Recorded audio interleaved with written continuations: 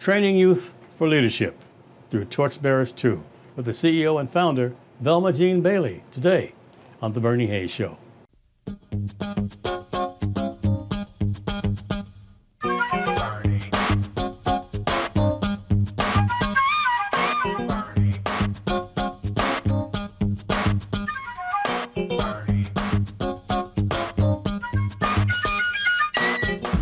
And welcome back. I'm Bernie Hayes, and my guest is the CEO and founder of Torchbearers2, Velma Gene Bailey. Good morning. How are you, Velma Gene? Good morning, Bernie. How are you this morning? Oh, it's good to see you. How you been? Oh, I've been well. I've been having a wonderful time out in the community, helping organize children so that they can create different paradigms to have a lifelong success. You know, and not buying to the narrative that's been created for them for their destruction and their death, but to really live fully and make adequate contributions to the betterment of our world. Is that some of our future leaders in back of you there? Yes, it is. This is a group of children from our 2022 summer day camp. We always make a field trip at City Hall. Usually our alderman is there and greets the children and shares with them the importance of city government and being involved. And then we tour different offices and departments in the city government. But because of the COVID, we were not able to get into the mayor's office this year.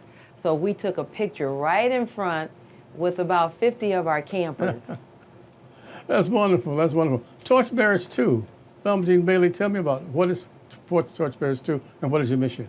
Well, our mission is to train youth to serve as leaders in their community, among their peers, and then to take those skills anywhere in the world that they would choose to go. We started our camp in 2012 when a boy was shot getting off of his school bus. Some of us started responding and thinking, what can we do to make the community better and safer for our children? So we decided that the most contiguous time kids have, that when they're not supervised, basically, and they're not safe, they don't have adequate food sources, is in the summer. So we were going to do this gung-ho 3-week back-to-school safety camp for children. And here we are, 11 years later. Our camp has grown from 3 weeks to 10 weeks. We serve kids from 8 o'clock in the morning to 6.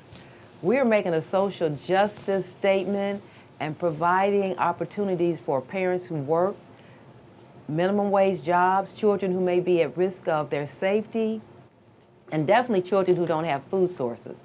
Because, Bernie, you know our children live in a food desert. Sure. They are transportationally challenged, trying to get out of our community to seek any kind of resources to help them with their learning experiences.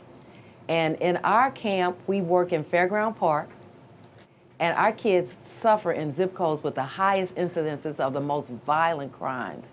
And then there's a lack of consistent adult leaders who can serve as role models and mentors for the children. So Camp Sunsplash and the after-school activities that we've created bring all of those resources to our community. Mm-hmm. How is it Torchbearers2? Where'd the 2 come from? Well, I'm glad you asked that, because we want people to know that if you are starting something and you don't quite make it the first time, to keep it moving. We started the organization and the paperwork to be a 501c3, and that didn't work out. So we were operating just as a grassroots not-for-profit organization. And when we refiled, we couldn't use the same name again. So instead of being St. Louis Torchbearers, we're St. Louis Torchbearers2. Right. So there's twice as much of us now. That makes sense. But Velma Gene, you've always been in public service. You're a former Alderwoman here in the city of St. Louis. Do you miss that?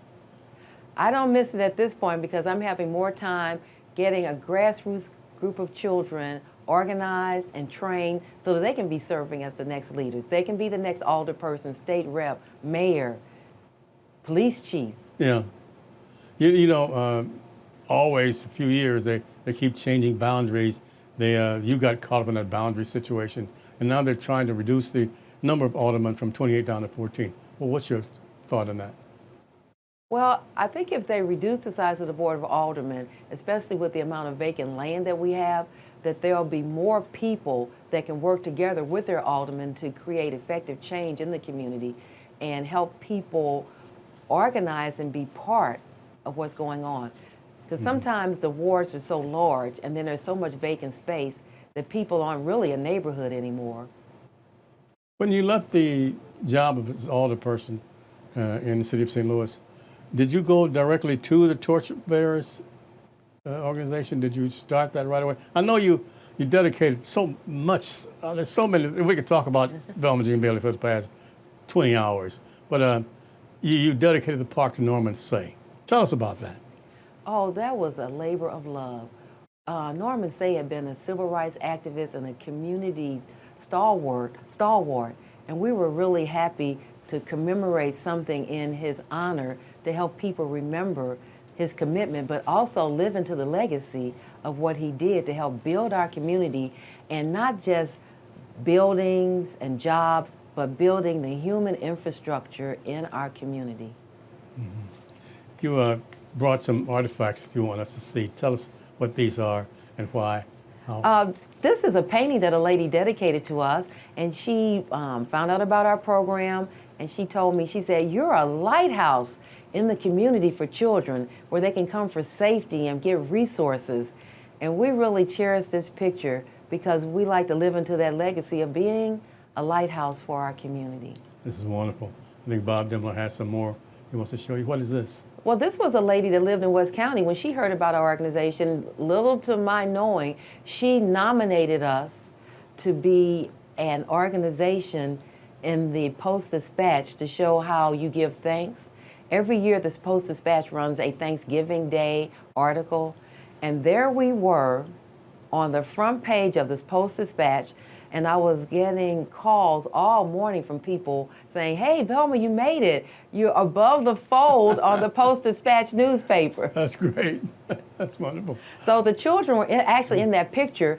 Yeah. We, in addition to the summer camp that has grown so much, we have after-school programming. We take children to universities where they have a one-on-one mentor for homework help. And that particular program was the first time we formally started at a university, and it was Harris Stowe State University. Wow. The Hornets, huh?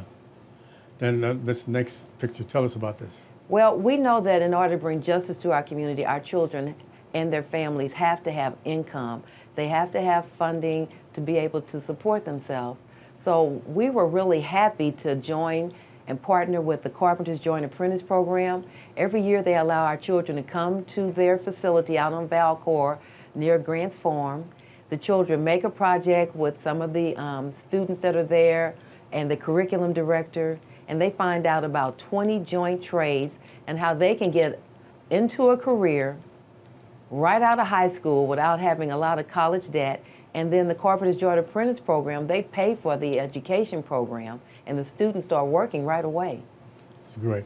And here's another slide I think you can explain to us. What is this? Well, we're working to get our children up and outdoors because we know that we're connected to the greater outdoors and our Creator, and better place to see Him and be present with Him spiritually than in the outdoors. We take our children overnight camping. We let them learn how to fish because in addition to helping our kids learn about careers, we want to help them learn how to sustain themselves. So if you can fish and you can provide food for your family, not only have that recreation time, that meditation time, and be mindful, but you can also bring proper nutrition at a very inexpensive cost to your family. Mm-hmm. What's the cost to the family, and how can they reach you? There are no costs to our summer program or after-school programs for children and their families. But the program does cost, so we raise money. Sure. And we're able to provide many of the resources at the no-cost service because all of us have been volunteering for the last 10, 11 years. Okay. We get good people who want to see children grow and develop regardless of their race. So they can reach you at that number and donate also? They can reach us at 314-502-9122. We have a cash app. It's the $ Torchbearers2. And people can also send money to our post office box. What's the post office box number? Our post office box is 78007, like James Bond, 78007, and the zip code is 63178. We're talking to the CEO and founder of Torchbearers2, Velma Gene Bailey, former alderperson for the city of St. Louis, and we'll be right back after this. Behind me is the New Life Evangelistic Center administrative offices in Overland, Missouri. And this is where we shoot our shows for our worship shows and the Here's Help Network. And it's also where Zakid Baroudi and Bernie Hayes shoot their shows. You can find all of these shows at the New Life Evangelistic Center app, the NLEC TV app. You can also access them on your tablet or on your computer. And this is how you can stay up to date with all the things that New Life Evangelistic Center is doing. There are so many different programs that we've got going on, and God is doing many exciting things through partners like you. So if you want to support the work that New Life is doing, then please access and give through the app. You can go online at nlecstl.org or give us a call at 314-421-3020. Again, 314-421-3020. But this is the best way to get plugged into the amazing work that New Life is doing through people like you. And so we ask that you share your much needed gifts right now. We are out on the streets every single day through our street patrol. We have big rallies on Friday where we give bus tickets and clothing and food. We have a new Ukrainian homesteading program where we will sponsor and invite Ukrainians to begin their new life here in the United States. We have a center in Springfield and New Bloomfield and House Springs and all throughout Missouri.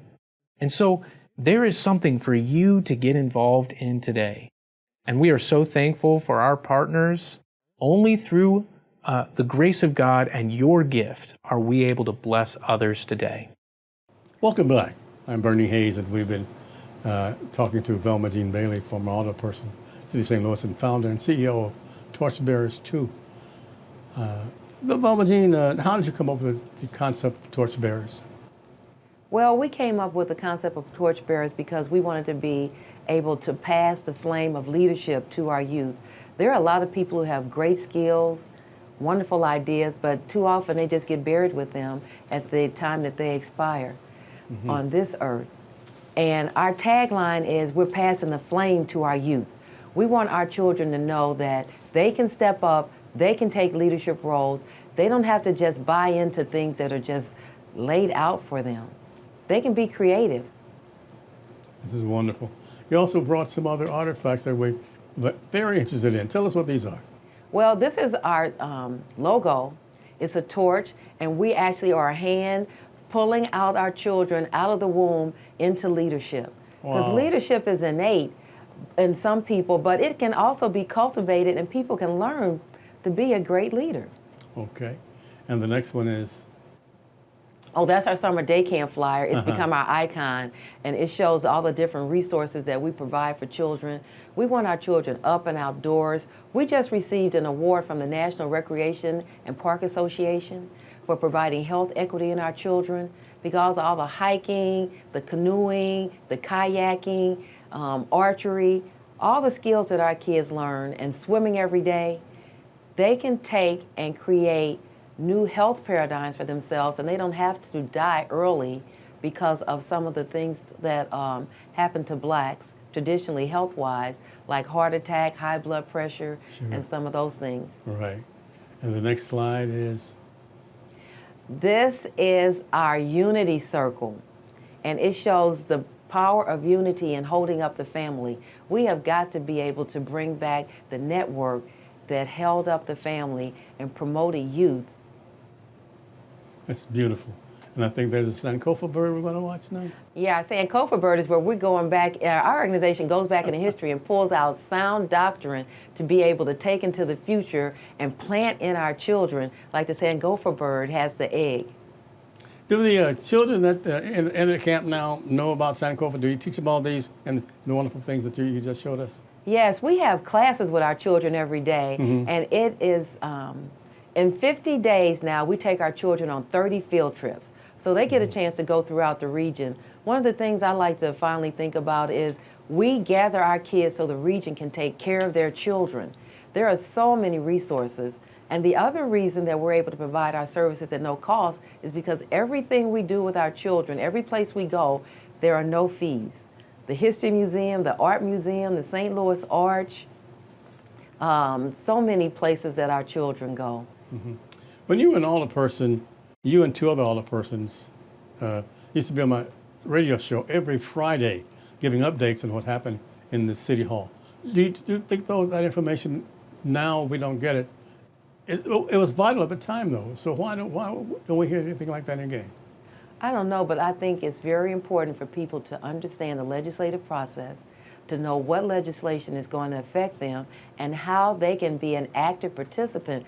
Maybe they want to advocate for something, or maybe they want something to have more time to be researched, or maybe they would like to have something tabled until there's a better response or answer to the problem that's in place.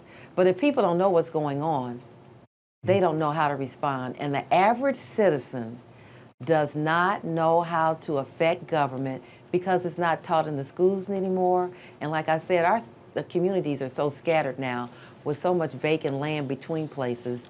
And a lot of our people, even though they don't have, I guess, employment that people feel is powerful, they still are a citizen. They still have a right to participate, even to the person who is unhoused and seeking permanent housing and permanent employment.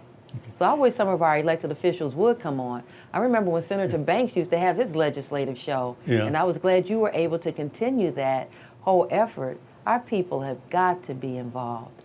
You know, you said you're preparing youth to serve in leadership. And I assume you mentioned all the person, so they could be the mayor, they could be the president, and so forth. So what kind of classes are you teaching them? From age of 5 to what, 18? We work from children 4 to 18. One of the classes we teach the kids is the electoral process. Okay. And this year, we've been partnering with the League of Women Voters, and this year they're going to come, and the Board of Election Commissioners has promised to help us set up an actual mock election. But we vote now. One of the things we do is we light a lot of Metro because we want to teach our children how to access resources outside of our community if they don't have a car. Okay. And it only costs children 50 cents, and we try to show them if they can trade a bag of hot chips and a soda, they can get on the bus and they can go out to Forest Park or down to the Arch or places and be able to access resources. But we teach them how to vote. And I want to just tell you a little funny story. When we ride the bus, some of the children complained when we first started. Now they're asking, hey, Miss Velma, when we get off the bus, are we going to get on another bus this time, or are we going to get on the Metrolink? So we take the number 70, and we're right on the bus line for the number 4. So we can go downtown, and we can get on the Metrolink, or we can walk up to Grand, and we can get on the Metrolink at the Grand station. But sometimes we vote which one the children would like to do. That's great. And then we have a pro speaker always when we vote, and we have a con speaker. So one day we were out on the Bolivar getting ready to catch the bus, and it was taking a long time to go the shuttle into Forest Park.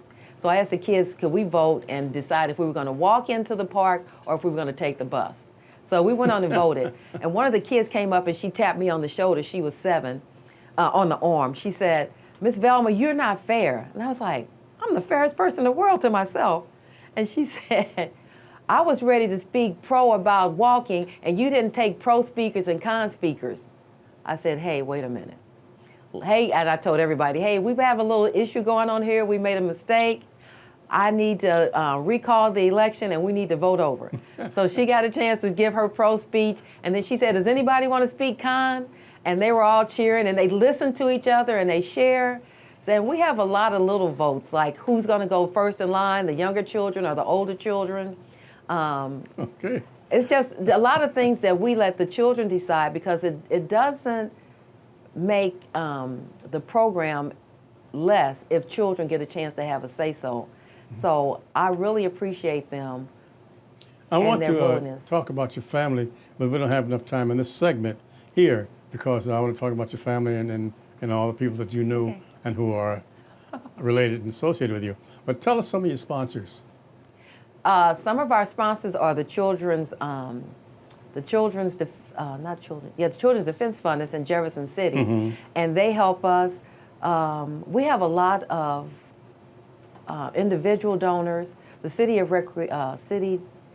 Department of Forestry, Parks and Recreation. They're going to be helping us this year. The St. Louis Philanthropic Organization sponsors our programming. And as you can see on the picture, we are also partners in the Combined Federal Campaign. Right. So we have federal employees that actually donate to us through their payroll. And I also see the St. Louis Public Library, U.S. District Courts, and St. Teresa and Bridget Church. Yes, we really are proud of our partnership with the St. Louis Public Library because one of the requirements, although there aren't any fees involved, our children have to sign up for a library card, and we try to get them and their entire family to have a library card. That's great. Well, we're here at the New Life Evangelistic Center. Reverend Larry Rice has been celebrating more than 51 years of service to those in need, and we sincerely hope that you continue to support New Life Evangelistic Center. We'll be right back with Velma Gene Bailey after this. These are very difficult times and so many people are giving up. I want you to experience hope in the midst of God's cathedral of creation. And that's why I have a free book that I want to send you. It said hope can begin to flow in your life. And you'll be encouraged to go out in the middle of creation and hear the birds and the trees and all of creation speak hope to you. Now I'll send this to you absolutely free of charge. All you have to do is just write me Larry Rice at P.O. Box 473, St. Louis, Missouri, that's 63166, or you can call 314-421-302 and request your free copy of Experiencing Hope in God's Creation. We need hope right now, and hope is just right there ready to fill you. You may be in a dark, dirty, lonely place at this moment. I have a whole chapter on that, how seeds are planted there and how they sprout. That and much more, right here. Just write me at P.O. Box 473, St. Louis, Missouri, that's 63166, and receive your free copy. Our Black History subject today is Neil deGrasse Tyson, an American astronomer who popularized science with his books and frequent appearances on radio and television. Tyson received a bachelor's degree in physics from Harvard University in Cambridge, Massachusetts in 1980, and a master's degree in astronomy from the University of Texas at Austin in 1983. He then earned a master's degree and a doctorate of astrophysics at Columbia University in New York City. He was a postdoctoral research associate at Princeton University from 1991 to 1994 when he joined the Hayden Planetarium as a staff scientist. His research dealt with problems relating to galactic structure and evolution. He became acting director of the Hayden Planetarium in 1995 and director in 1996. In 2000, he wrote an autobiography, The Sky Is Not the Limit, Adventures of Urban Astrophysicist. Neil deGrasse Tyson. The Burning Hayes program is produced at NLEC TV right here at 2428 Woodson Road in Overland, Missouri. It's our new headquarters since they closed the 1411 Locust building. We're working to get back into that building. In addition to that, trying to help so many people through a wide variety of safe houses, training programs, transportation assistance, so many ways people are getting help because of all of you that are supporting the work of New Life Evangelistic Center. Now, if you'll send a gift of $25 or more, we want to send you this special, the Burning Hayes Show cup. And we're giving that to people. It's just a way of saying thank you. So when you send your gift, request a cup. We'll be happy to get it off to you.